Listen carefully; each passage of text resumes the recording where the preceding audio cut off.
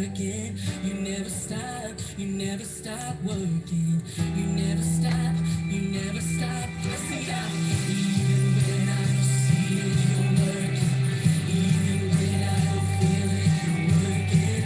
You never stop, you never stop working. You never stop, you never stop working.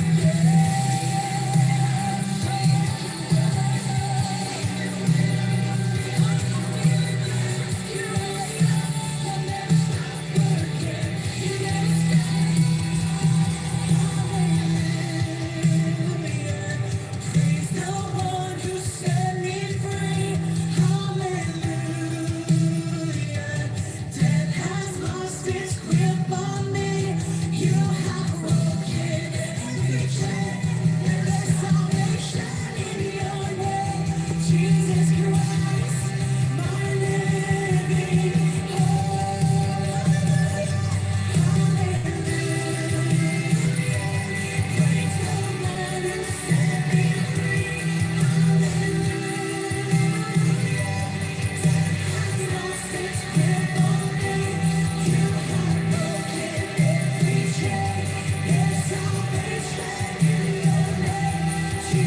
Christ, my living Jesus Christ, my living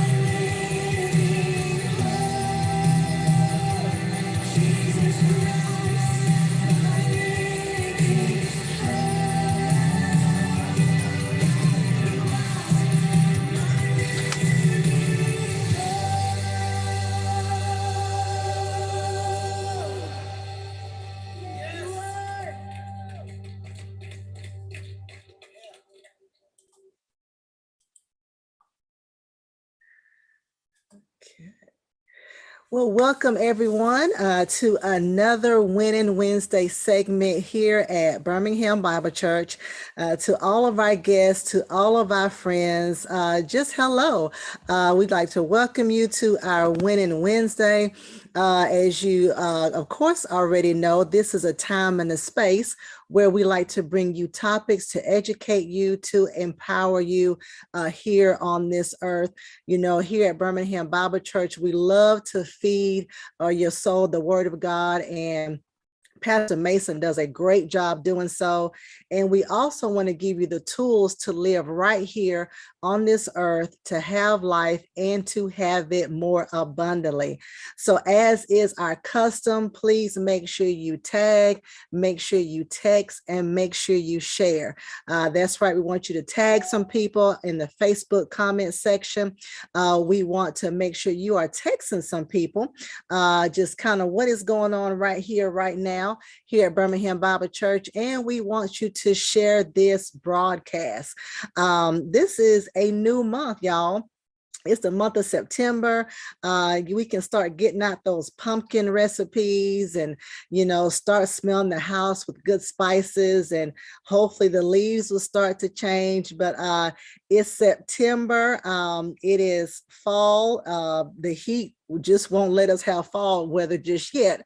But, you know, it's a brand new month. And so with that, of course, here at Birmingham Bible Church, we have brand new topics, brand new speakers. We have, of course, there are different monthly observations, and September has a one that we have not dived into, and that is National Pain Awareness.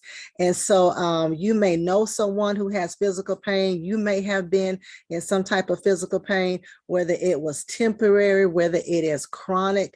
But when you're in pain, it just interferes with your life. You know, you just can't. You can't think, you don't want to do anything.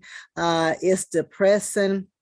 It could be frustrating. You can't do a lot of the stuff that you want to do. And so I couldn't think of anyone better who could talk about this topic than our person for today.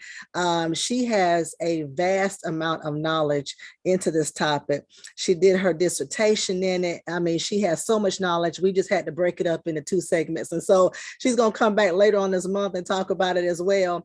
But she is down to earth, Larissa has always just been available to not only church, but to our family. I can text her questions and she responds. We referred her to other people. We've just known each other for a couple of years now. I've had the cooking well group I was just so honored to be a part of, where her and Judy really taught us how to cook well for our families. But she just has a lot of information, a lot of experience on this, personal experience on this. And so once again, I need you to tag, I need you to text, I need you to share this information. I need you to tag, I need you to text, I need you to share it. This is something that we all could use, we can all benefit from. And so I give way to Dr. Larissa. Hey, Dr. Larissa. Hello. Hey, Good to be back. I almost got thrown off because I saw your cat. I wanted to I start know. laughing. He's joining us today.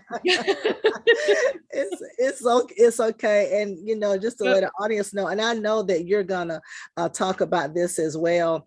But you have the dog Greta, but Greta is a service dog because you just have, you just have a lot of experience, physically as to why, you're able to talk about this. But you can introduce yourself however you want to, and then you can give way to your presentation.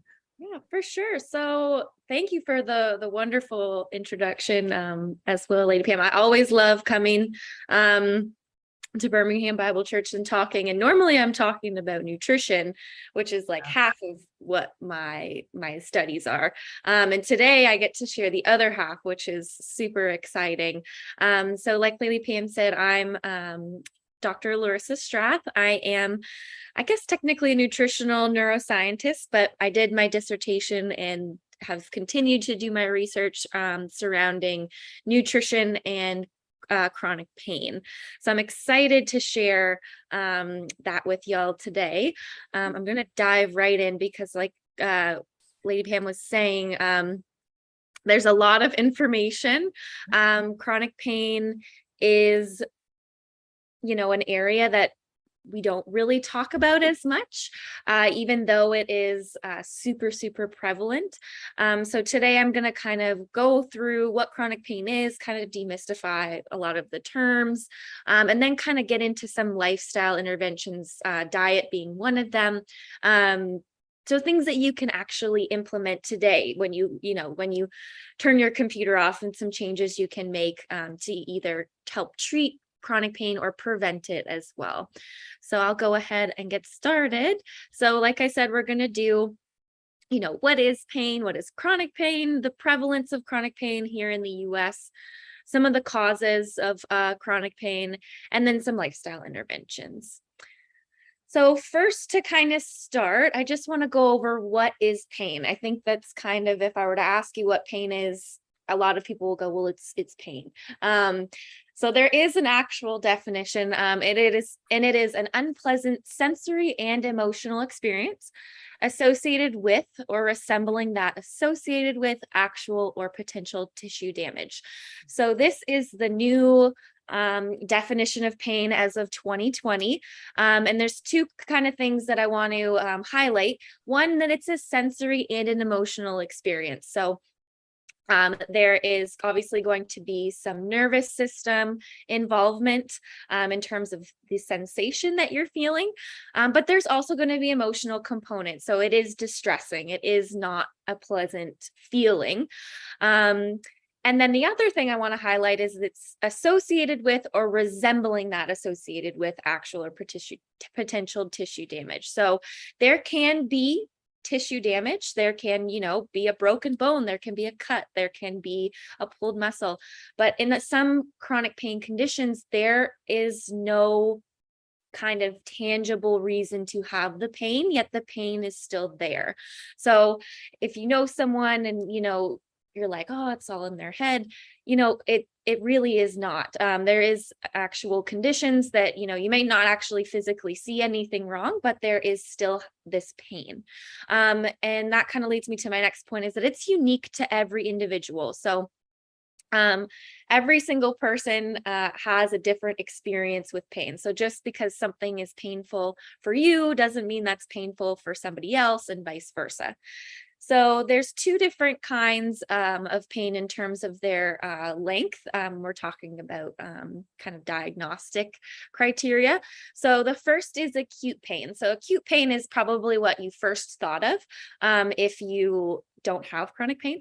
It is usually short-lived, and it's usually associated with some type of injury, like you roll your ankle, you've got some pain in your ankle, and as your ankle heals over time, the pain also goes away with it. That is completely normal, completely healthy, and required for life. You know what I mean?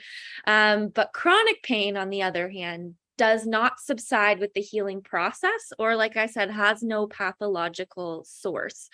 And for it to be deemed chronic, it needs to either be persistent or recurring, so kind of go away, coming back every other day for at least 3 months.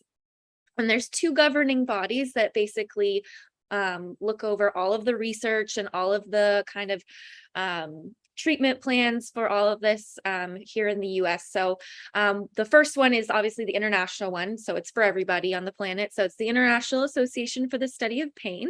So you can go look these people up as well. And then in the United States, we have our chapter, which is the United States Association for the Study of Pain. And I'm going to put all of their resource, their links, everything at the end for you as well. So 6 keynotes on pain, since we're talking about it. Their new definition from ISP, the International Association for the Study of Pain, they put out these 6 keynotes, which I think are super important to understanding pain and kind of everyone getting on the same level in order to understand people who might have chronic pain, even if you don't have any personal experience with having chronic pain. So one, like I said, pain is always going to be a personal experience, unfortunately, and there's no way for me to, get some kind of machine and measure, how much pain you're in. It's always going to be a personal experience. I'm not going to be acutely aware, and it's influenced by varying degrees by different biological, psychological, and social factors. And I'm going to get into those here in a moment. Number 2 is that pain and nociception. So nociception is the phenomena where your nociceptors, which are a type of nerve that you have, respond to some kind of stimulus. So I'm sure everybody has gotten a massage and they're like, ooh, that's like the good pain. That's the best way I can describe it. And you're feeling something, but it's not necessarily distressful to you. There's that emotional component. So pain cannot be inferred solely from activity in sensory neurons. So that's all that means. So through our life experiences, this is number 3, people will learn the concept of pain. So it is also a concept. So I know for some women, they're going to say the worst pain that I've ever felt in my life is, childbirth. So everything that they compare is going to be compared to childbirth. I have not gone through childbirth, so everything I compare is going to be, to me, having my knee reconstructed, for example. If you've not gone through anything like that, it could be just stubbing your toe. Like stubbing your toe could be the worst pain you've ever felt in your life. I'm jealous of you if that is the worst pain, but that is what you are comparing to. And so for that reason, a person's report of an experience as pain should always be respected. This is very, very important for physicians to respect their patients, for us to respect our family and friends. And if they are in pain, we need to respect the fact that they are experiencing pain. So number 5, is although pain usually serves as an adaptive role, again, pain is nothing that we need to be afraid of. We need to completely get rid of. It usually indicates something is wrong that we need to draw our attention to. However, it may have adverse effects on function and social and psychological well-being. And again, we're going to kind of get more into that, especially as pain gets chronic. We see a lot of effects on the social and psychological side of things as well. And number 6, this again, I mean, they're all important, but this is, I think, probably one of the most important, is that verbal description is only one of several ways to express pain. So the inability to communicate does not negate the possibility that another person or an animal is experiencing pain. So there are a lot of individuals, especially as we get older, who have certain conditions, who end up being nonverbal, and they're not able to express like, ouch, okay, that hurt. Just because, an animal, can't talk to you and be like, wow, that really, really hurts. It doesn't mean that they're not experiencing pain. So that's very, very, very important, and very important to be aware of as well. So now just kind of getting more into chronic pain. So what are the types of chronic pain? You might just now realize that you do have chronic pain. You didn't even realize it. So there are 7 main types of chronic pain that I'm just kind of briefly go through. So the first one is chronic primary pain. And it is kind of classified as one or more spots on your body that recurs for longer than 3 months, is associated with a lot of distress, functional disability. So that means it interferes with your daily activities and participation in social roles, that cannot be better explained by any other of these pain conditions. So a lot of the times, things like chronic low back pain. So a lot of people will have chronic low back pain with no specific cause. There's no slip disc, there's no pinched nerve, there's no muscle tear, there's nothing. And in fact, about 90% of chronic low back pain conditions, or cases, I should say, are actually, they have no identifiable cause. Only about 10% of them do. So the things like chronic low back pain, neuropathic pain, chronic widespread pain, fibromyalgia also falls in here. So again, that's a chronic widespread pain condition, as well as irritable bowel syndrome. So the second type is chronic cancer pain. So pain is often a frequent and debilitating accompaniment of cancer. So chronic cancer pain includes pain caused not only by the cancer itself, so by the primary tumor or anywhere it's metastasizing, but also pain that is caused by the treatment. So things like surgery, chemotherapy, radiotherapy, etc. The next kind is your chronic post-surgical and post-traumatic pain. So again, like I said, so chronic pain persists beyond normal healing. So when you have surgery, normally you will heal, and usually everything's fixed and you're good to go. But sometimes if you have post-surgical, or you get in some kind of an accident, and you have an injury, people can go on to have chronic pain that persists after even they are fully healed. So this pain has to persist usually about 3 months after surgery or tissue trauma. The next is chronic neuropathic pain.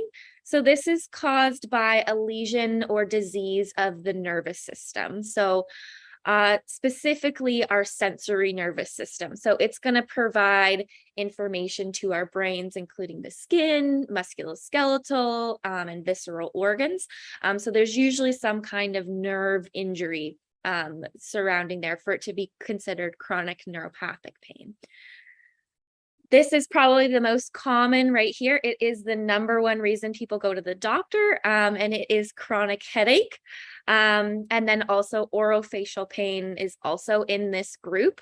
So orofacial pain means anything on the face, scalp, the eyes, anything like that. And for it to be classified as chronic headache or orofacial pain, you need to have the pain occur on at least 50% of the days in the last 3 months.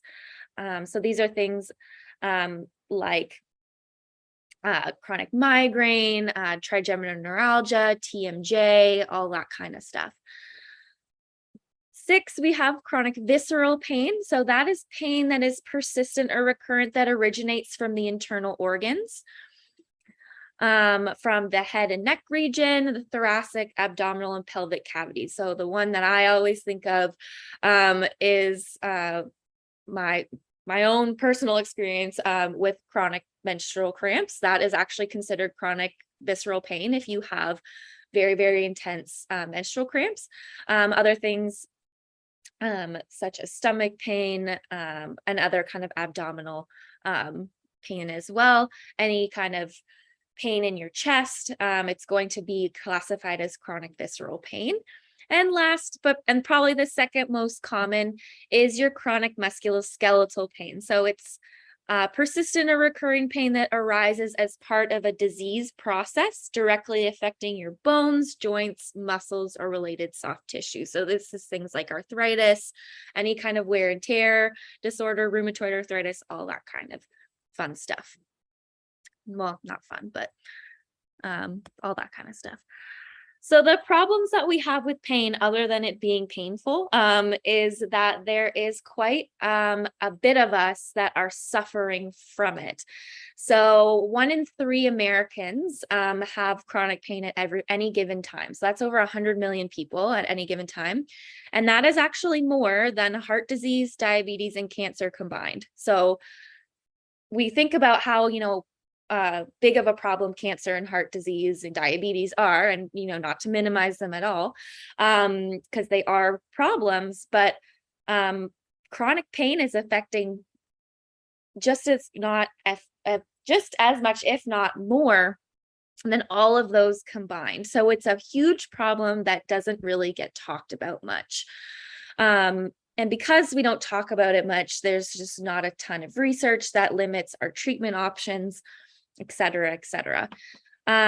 In terms of the cost, other than your sanity and your social and psychological well-being and your physical functioning, it also has a significant economic cost. So it costs the U.S. economy about $635 billion every year, that we all need to make up for, like our taxes and all that kind of stuff.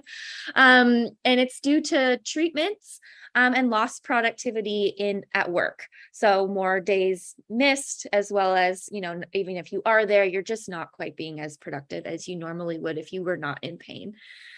And then third here, so 75% of chronic pain patients report feeling hopeless and depressed. So if you can imagine, that's 100 million people. So about 75 million people feeling chronically hopeless and depressed due to their chronic pain. So like I said, chronic or pain itself is a sensory thing. It's got the sensation, but there's also an emotional component to this as well. Like I said, because we don't really talk about it all that much, there is still a lack of understanding. So researchers such as myself and my colleagues, we're still trying to uncover pain pathology and mechanisms. We still don't exactly know 100% what's going on. And sometimes, we go to the doctor and expect them to know everything, but if the researchers don't know anything, the doctors sure don't know anything. We're kind of stuck right now. So we're doing the research process. And because of that, we have limited education. So I know when I was in school at UAB, we were one of 4 universities in the country that offered a pain course. So one of 4. That's it. So, and that's for the students. That's for the medical students, everything. So there's just not good pain education for providers and not good pain education for providers to their patients as well. So that kind of leads to improper pain management and, it's hard to make pain care decisions if there's a limited education there. And because of that, we, as a result, have a lot of poor treatment outcomes. So in the doctor's office, there is high levels of dismissal where, a lot of physicians, nurses, everybody, they just kind of say, oh, well, you can't be in that much pain, or they don't believe you, or people think that they are being not taken seriously.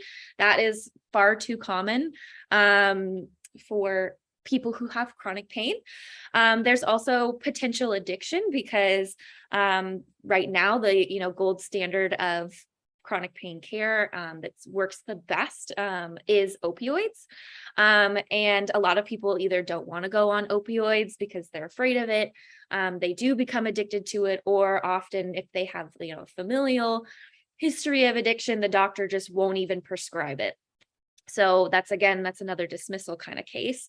And at the end of the day, you just have unsuccessful pain management. So treatments for chronic pain have advanced, but like I said, they're still largely based on the opium poppy, which leads us to opioids, as well as coal tar, which is the derivative of acetaminophen, actually. So in order to progress forward, we, as a research community, as a physician, MD perspective, as well as just, the everyday community, we need to start viewing pain as something probably different than what you grew up thinking it was. So like I said at the beginning, our first of the 6 key points, pain has biological, psychological, and social factors. So this is what is called the biopsychosocial model. And in order to successfully treat pain, we have to attack it from all 3 areas. So my research primarily focuses on some of the biological things. So things like nociception, inflammation, diet, brain function, disease severity, all those kinds of things. But you also have to think about things like the psychological factors. So there is actually pain cognitive behavioral therapy. So to work on your mood, your catastrophizing. So catastrophizing means you in your brain start to kind of build it up as something bigger than what it needs to be, as well as rumination, which means you're constantly looping it in your brain. You're constantly thinking about your pain. Chronic stress and some coping mechanisms, those are all things that are going to influence how much pain you're feeling, and can be treated with psychological therapy as well. So if you do experience chronic pain, yes, the medication, the lifestyle interventions in terms of the biological factors are awesome, but we also need to take care of our minds as well. And then third, look at the social factors of things. So things like our culture. What does our culture say about pain? Is it something to be viewed as a challenge? Is it something that, pain makes you better? Or is pain a punishment? Your social environment. Are you experiencing, again, chronic stress at your job or in your family? Socioeconomic factors, so things like income, education and employment, as well as, and this is a really, really big one we're learning, social support. So what does your support system look like if you're in pain? Do you have support to, go to your doctor's appointments? So they're being kind to you at home, all of that kind of stuff. So some of our biological risk factors for having pain are as follows. So old age, as we age, obviously things degenerate.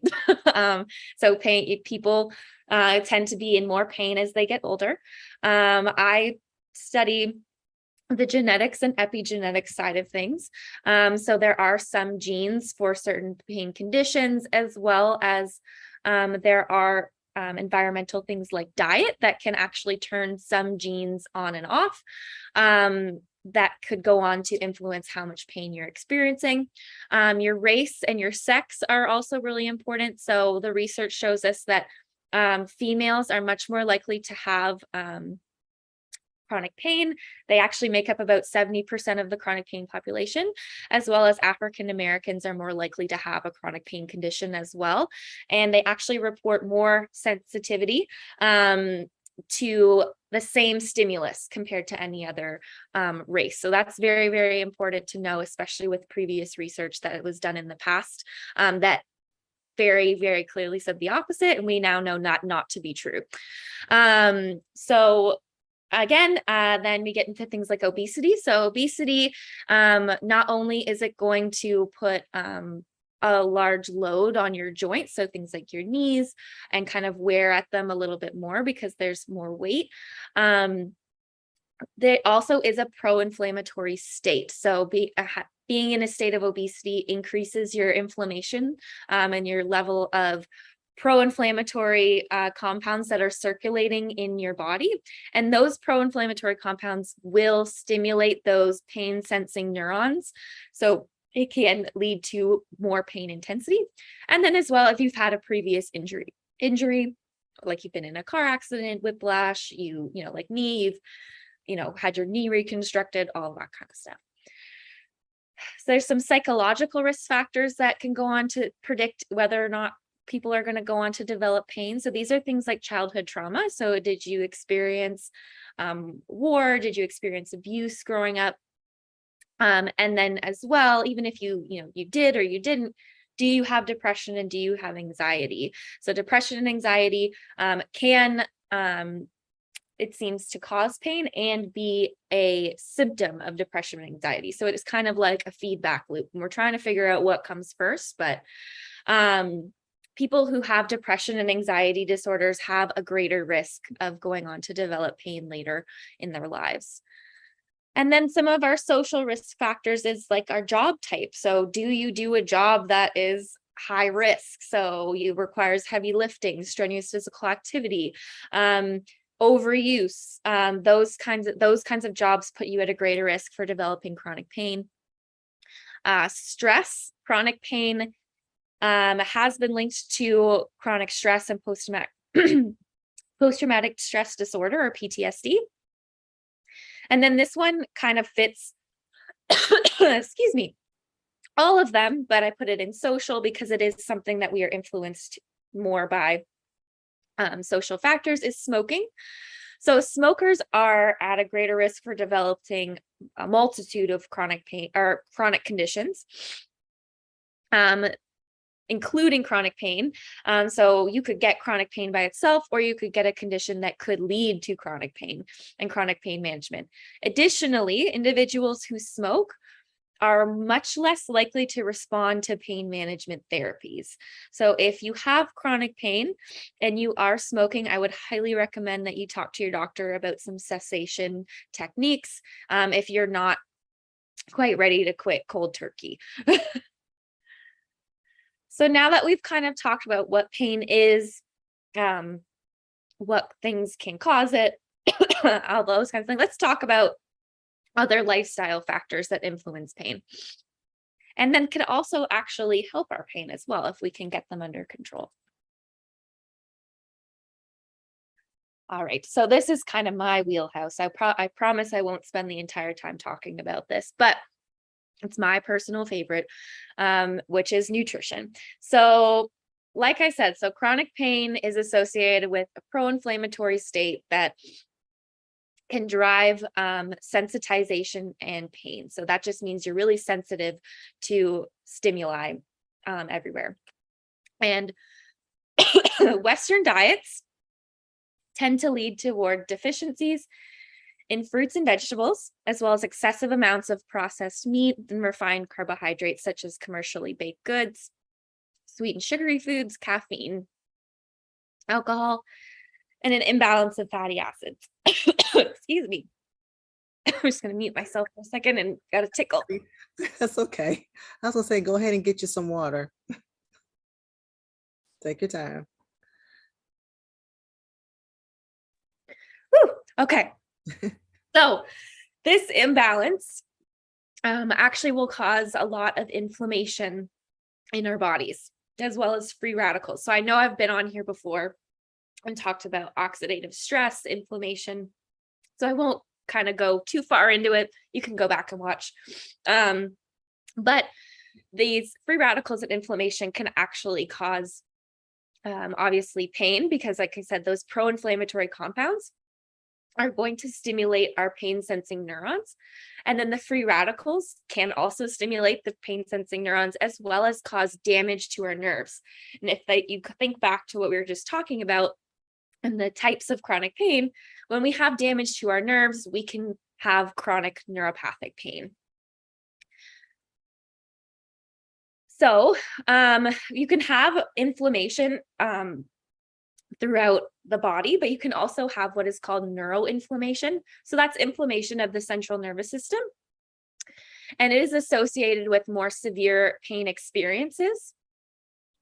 And persistent neuroinflammation has been implicated in a host of other neurodegenerative conditions. So things such as Alzheimer's disease, Parkinson's, even depression.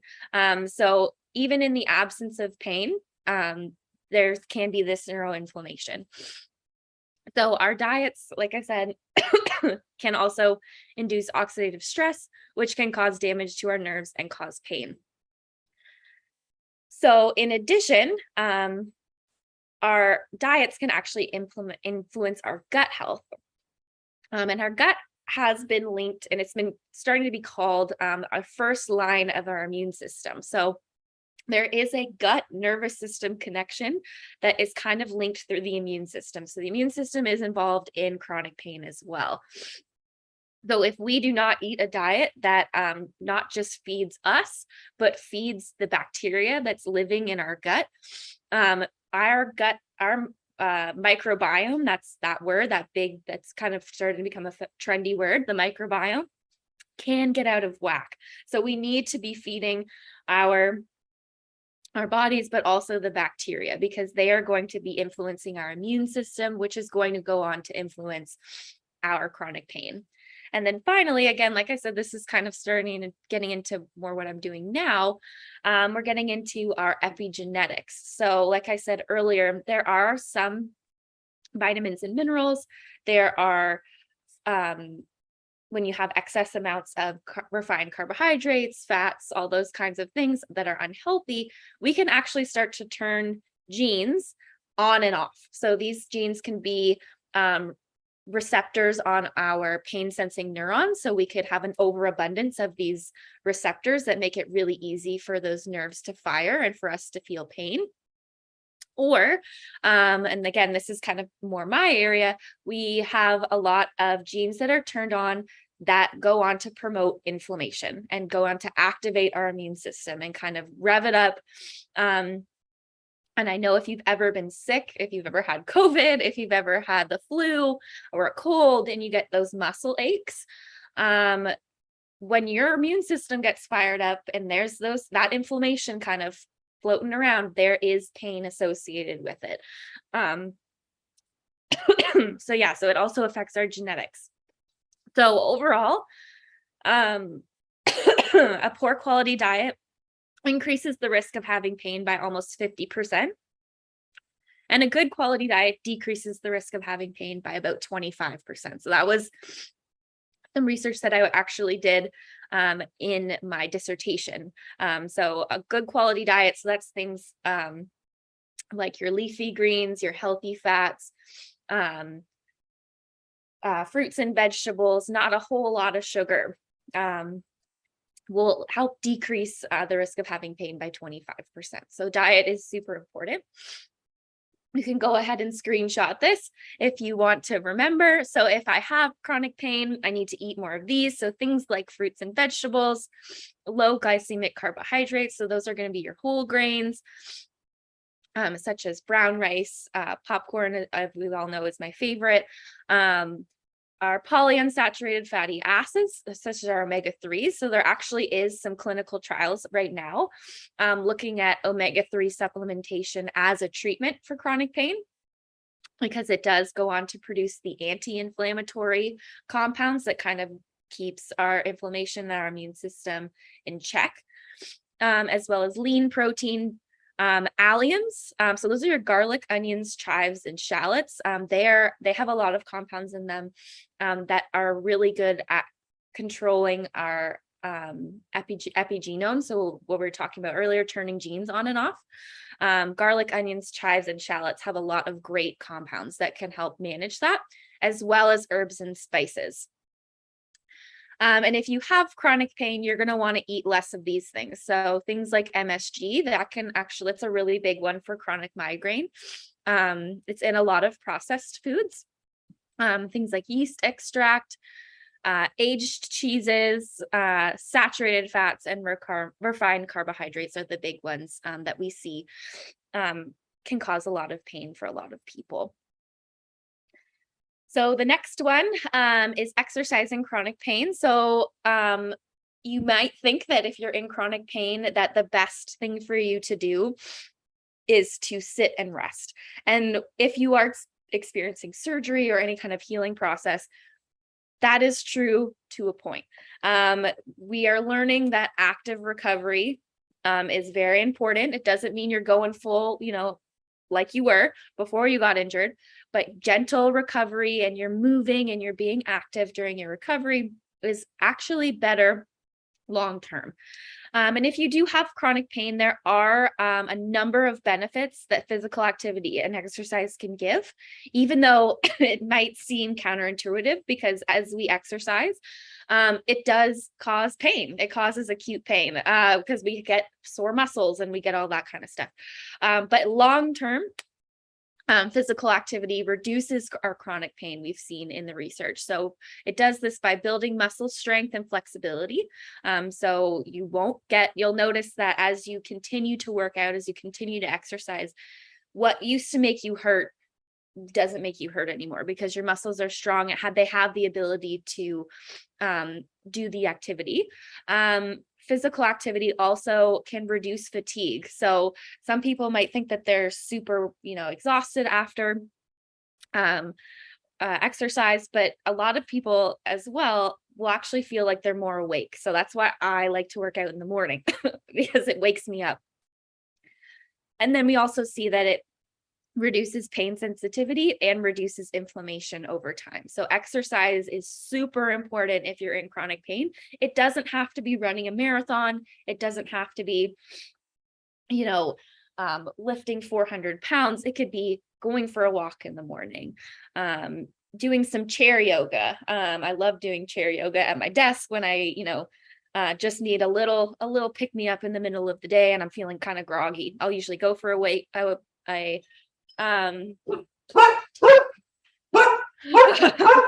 here. 1 second. I see. Get my dog to be quiet.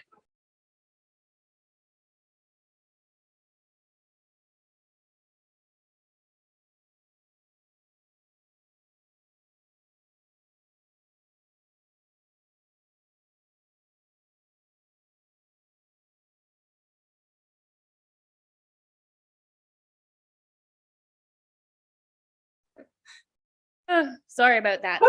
You're fine. There's someone at our house and she's yelling at them.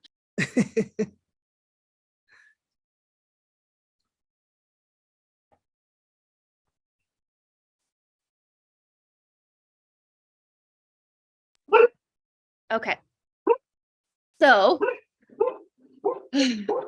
once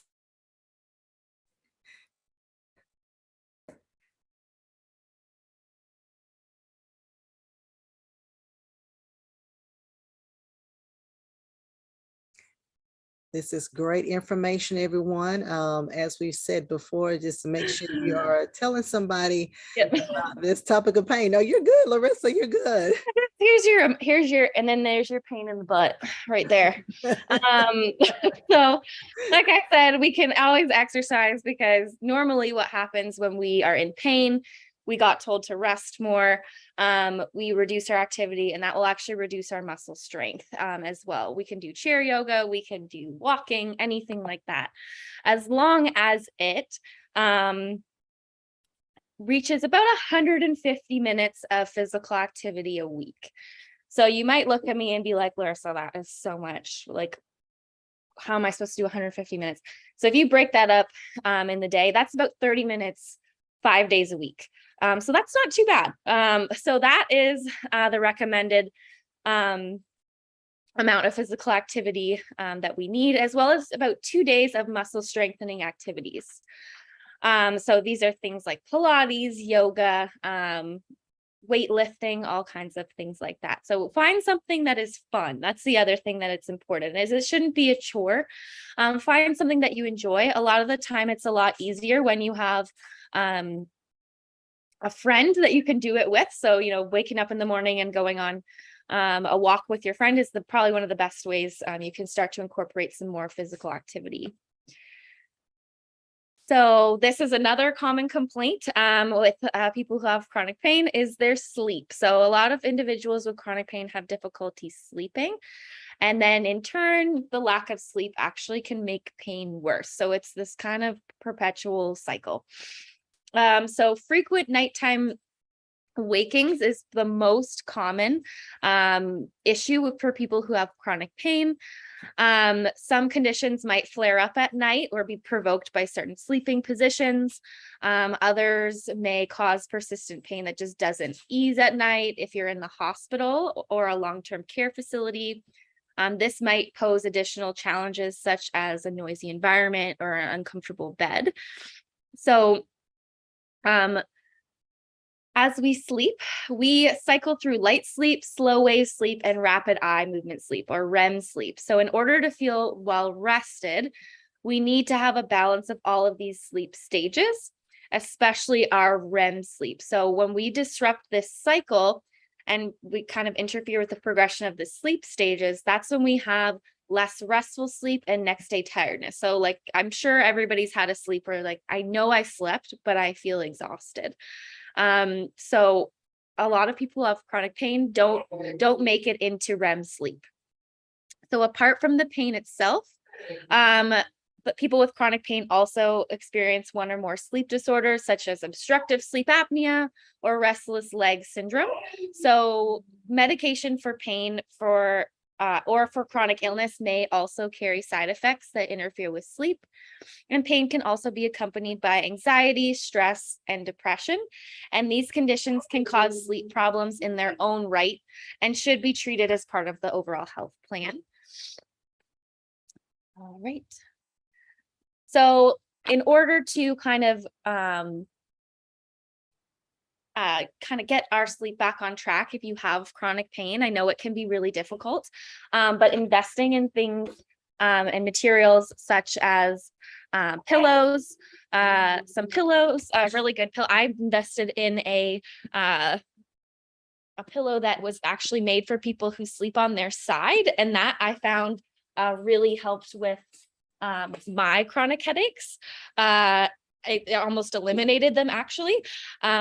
So investing in, a good mattress, good sheets, if you can, as well as the following here as being consistent. So going to bed at the same time every night and getting up at the same time every morning has been shown to vastly improve sleep quality. So this is including the weekends.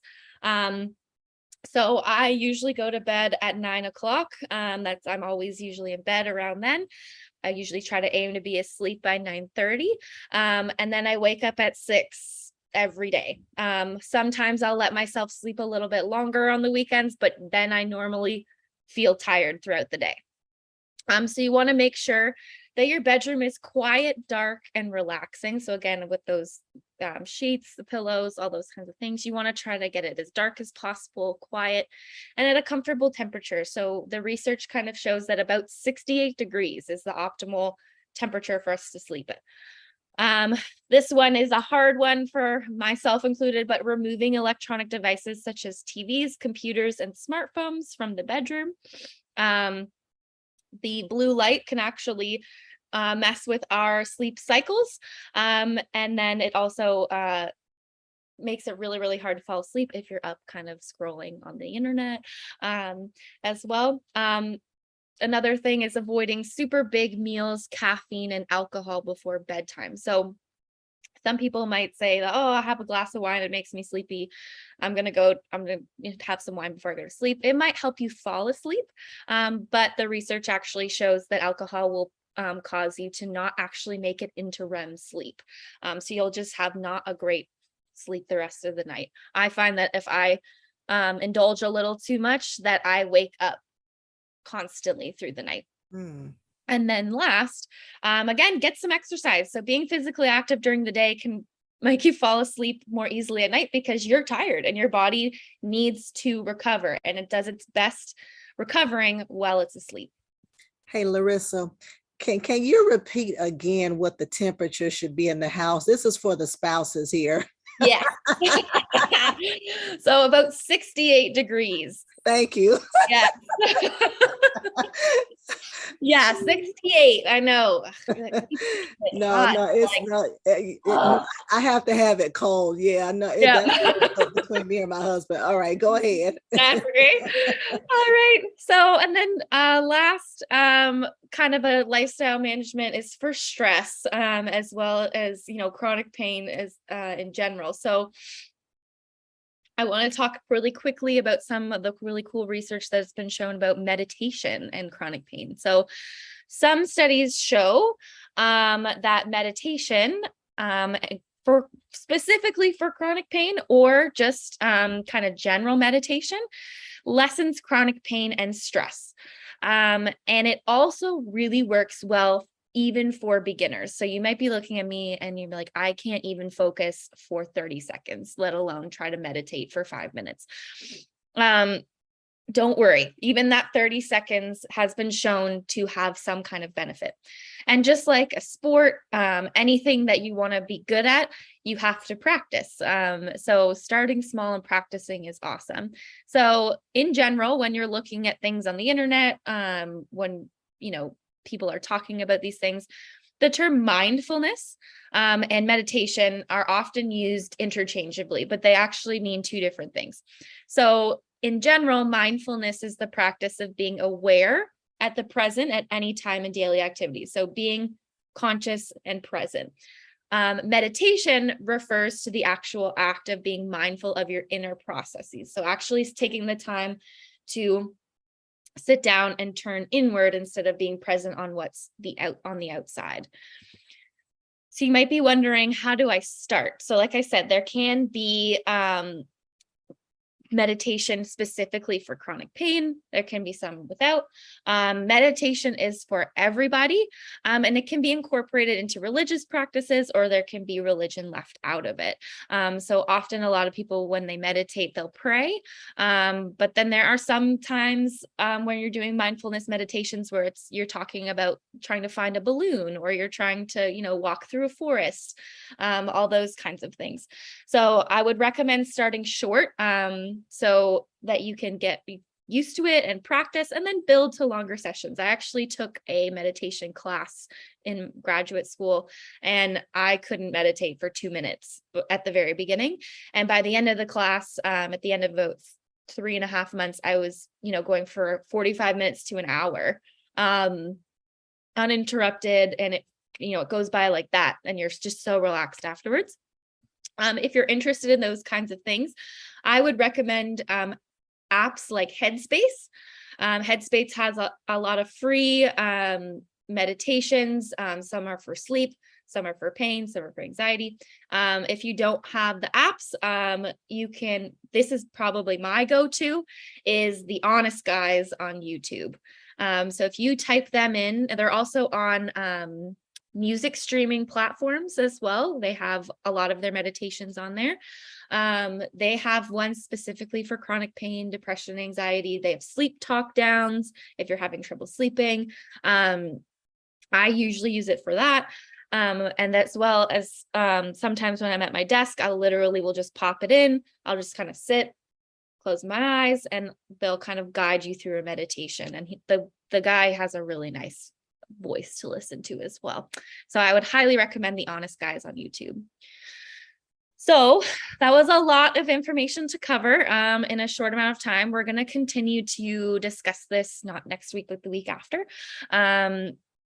So like I said, today we talked about, what is chronic pain, what can cause chronic pain, some risk factors, as well as some solutions and lifestyle interventions that you can actually implement now to try and relieve some of your pain. So like I said, as promised before that journey with all those interruptions, but we made it. Here are the resources for information that I presented today. So obviously at the top, you have the International Association for the Study of Pain. So the ISP-pain.org. This is going to be probably one of the best places to get up to date on conferences, webinars, all that kind of stuff. here I am at the University of Florida, and we have a Pain Research and Intervention Center of Excellence, or PRICE, that I am affiliated with. We do research, we do outreach, we do all kinds of fun stuff. And the Birmingham equivalent, if you're in Birmingham, UF and UAB have a lot of ties together. This being one of them is the Center for Addiction and Pain Prevention and Intervention, or CAPI. Their websites are there. They often will do presentations, outreach, journal clubs, if you're interested in the research. And they also provide a lot of opportunities to sign up for research as well. So if you are in an area where research is happening, you're kind of near a university, you're near a hospital, if you have chronic pain and you are willing and able, I would please sign up for some studies, because like we said, we don't understand pain totally. So we are trying to understand, and without volunteers, without people willing to share their experiences with us, we can't go any further. So please sign up for studies. You can go on to the PRICE website or even the UAB website. My Instagram is there, Dr. Larissa Strath. And then the Pain Research Forum, that is associated with IASP.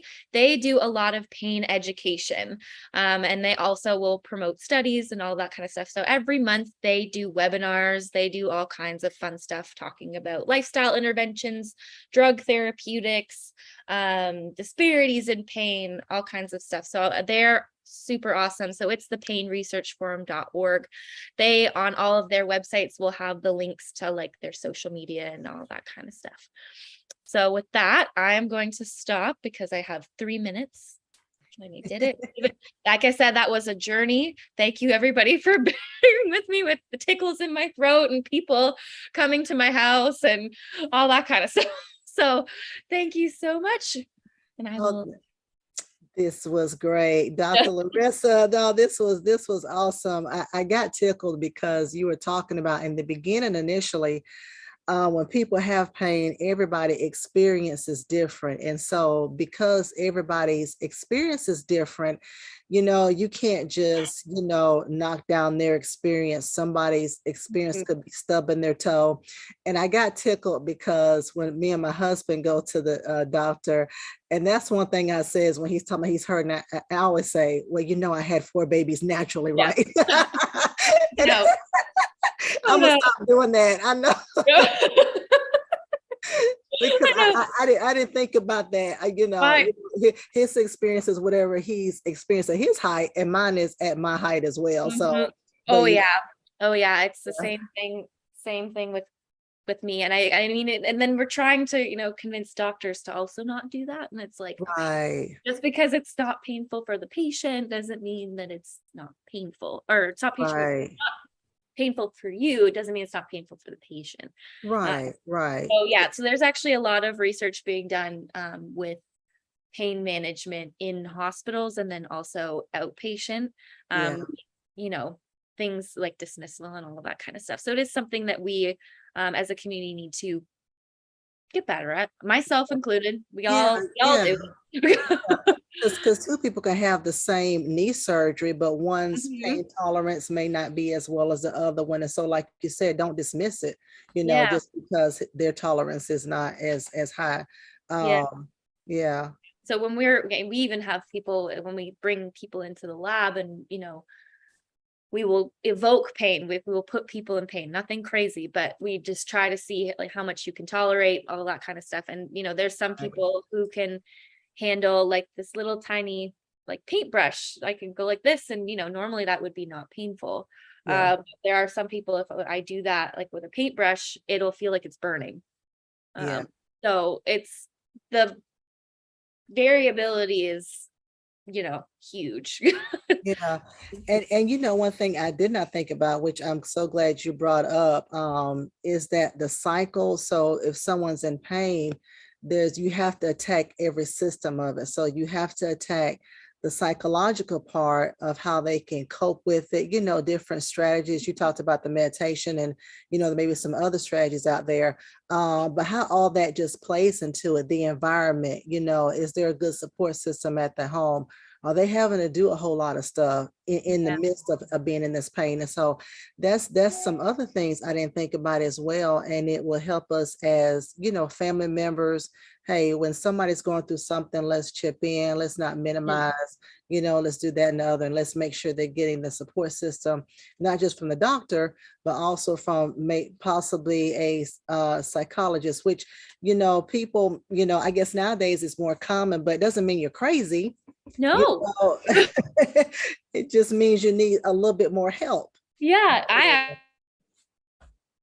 I love my therapist. I go at least I go regularly on Wednesdays, where it's just I need some help coping with some things, and they know what they're doing, and it's awesome. And you can literally get tailored cognitive behavioral therapy for chronic pain if that's what you're experiencing, just like you would get tailored cognitive behavioral therapy for anxiety or depression. That. So it's wonderful. I am a huge therapy advocate. Okay. And let me know, no one has reached out. We have quite a few people that are watching, but just in case, I know you got your dissertation here in Alabama. So if you know of any specialists, I guess behavioral, I don't know what their title is. Is it behavioral psychologist or something, or I like can that or other? Yeah, I can make a list and stick it in the comments, because I do know a few that are at UAB, and then if anyone's watching and is in Gainesville, I'll also put some of the contact information in Gainesville as well. Because there are a few that I'm thinking of right now, but it would take me a second to find all their contact. And even if you can't put in the comment section now, maybe you can have it for us in a couple of weeks. So either way is good.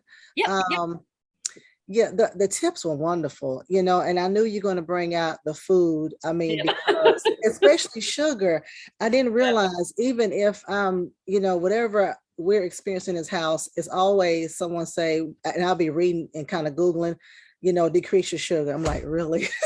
that's the stuff I love. I know. Another one. I know. Another one. That's the culprit, the sugar. You talked about and I know you've always talked about, staying away from white flour and foods that are white, white rice, sticking with the whole grains. One question, what are some foods that have the MSG in it? I know you said preservatives, but anything in particular that stands out? So a lot of prepackaged food, like baked goods, pre-packed, like the Twinkies, the Hostess, the things, some of the frozen meals that you can get, because it does add a little bit of a salty flavor. It has sodium in it, so it adds a little bit of a salty flavor to it. A lot of prepackaged kind of those like instant meals will have a little bit of MSG in them, especially if they are very inexpensive, because MSG is very cheap to use. So it's used often in a lot of foods that are very inexpensive to prepare. And then it's in a lot of fast food, things like McDonald's, Wendy's, all that kind of fun stuff. Anything that would have kind of a salty and is relatively fast and relatively cheap will have MSG in it. Okay. All right, well, thank you for clarifying that up. We're gonna go in just a few minutes. Thank you for everybody for watching, and for those of you who have shared this. I'm just gonna do a couple of announcements like we normally do, and then Dr. Larissa, if you can just kind of summarize, maybe give us some takeaways, just something to leave us with, and maybe even give us a sneak peek of what you're going to talk about maybe in a couple of weeks. That'd be great as well. All right. So,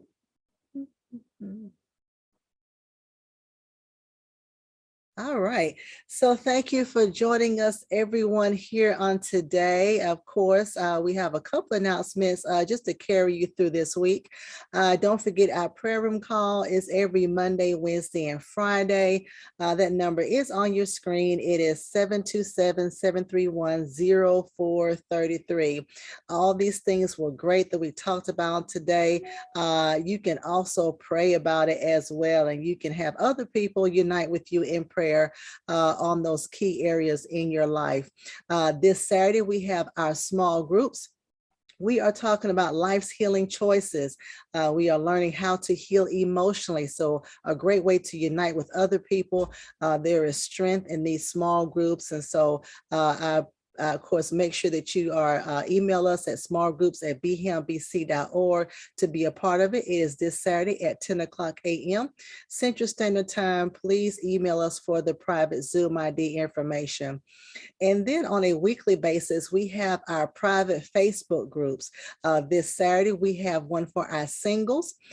Please email us if you're interested at singles@bhambc.org. That is singles@bhambc.org. We upload videos in our Facebook page. We also upload videos on our YouTube page as well, which is bhambc. But give us an email if you want to be on that private Facebook page.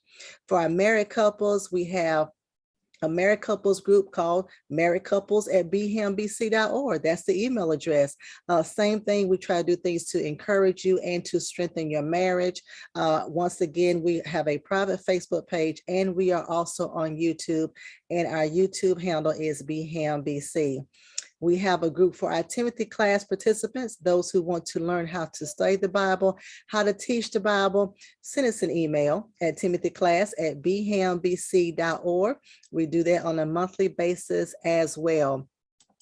For our people who have signed up for our financial group, this is a great way to learn about how to get a hold of your finances, how to invest, how to save, how to budget. So of course, if you're interested in that, please send us an email at finance@bhambc.org. This particular group is not on Facebook just yet, so you have to sign up by sending us an email, and you have to be a part of our private Facebook page. Please join us on Sunday. Pastor is continuing the series, the Master's Class on Prayer. This is from how Jesus taught his disciples to pray. And he is going through this prayer line by line and verse by verse. So a great time we are having. This Sunday we are virtual. So make sure you join us on all of our social media handles. We'll see you guys on Tuesday, studying scriptures with Pastor Mason. We are walking through the book of James every Tuesday at 11 o'clock a.m. Central Standard Time. Please make sure you keep in the forefront of your mind that we also broadcast throughout this world and country through one place, oneplace.com. Do a search for Dr. James H. Mason III once you get on oneplace.com, and you can see all of his messages that are archived. He is also on 6 different podcasts that are listed on your screen, and they are on our website at bhambc.org. If you scroll towards the bottom from that homepage, you can actually click on these and you can go directly to those particular podcasts. We are now on EFM radio, which is a great way that people in South Africa can listen to Pastor Mason. Over 185,000 people in that region can listen to him every Sunday. Of course, our time is 10:30 to 11. So if you care to join in and listen to it, you can do that as well. And we will see you guys next Wednesday. Of course, we have a lot of things going on in our environment. There's floods, there's rain, and we have to be prepared for these natural disasters. And so Nicole Ivory is going to come on. She's an insurance agent. She's going to tell us how we can be prepared for natural disasters. But Don't forget, join us in a couple of weeks. Dr. Larissa is going to talk more about chronic pain and also traditional type of interventions for that. So I'm excited to actually listen to that discussion once again. And then a couple other reminders. Don't forget, our Back to Church Sunday is going to be September the 18th. So we're going to be in person on September the 18th at C.W. Hayes School. Also on that same day, one of our very own, Kiki, is getting married. Actually in October, she's getting married, but we're going to shower her with all kind of love and affection and gift cards and cash and toasters and crock pots and all that good stuff. But we're going to do that on September the 18th. So make sure you make plans to attend. Of course, her Cash App and Venmo is going to be available and is available.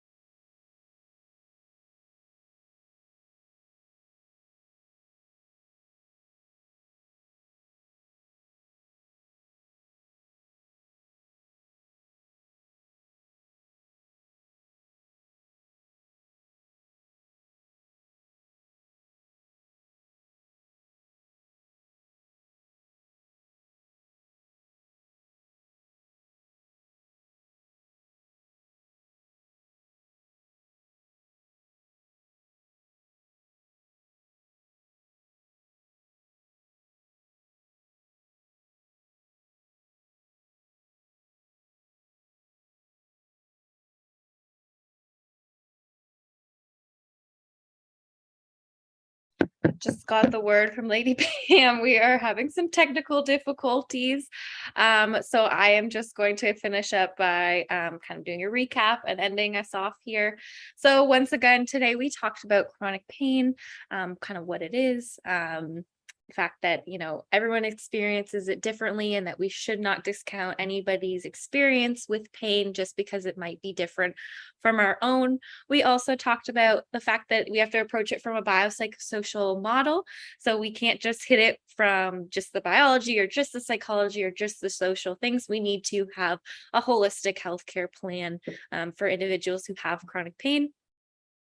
As well as some lifestyle interventions, we talked about diet, exercise, meditation, as well as sleep. So all of those things are going to be important if we want to see improvements in our pain health. And I will be back again in a couple weeks to talk about some disparities. We're going to kind of talk more about how people don't experience pain the same. And, what exactly does that mean? What does that look like in the research, as well as some more traditional interventions from a healthcare perspective. So I'm looking forward to seeing everybody then. Have a good day, and I will see you all in 2 weeks.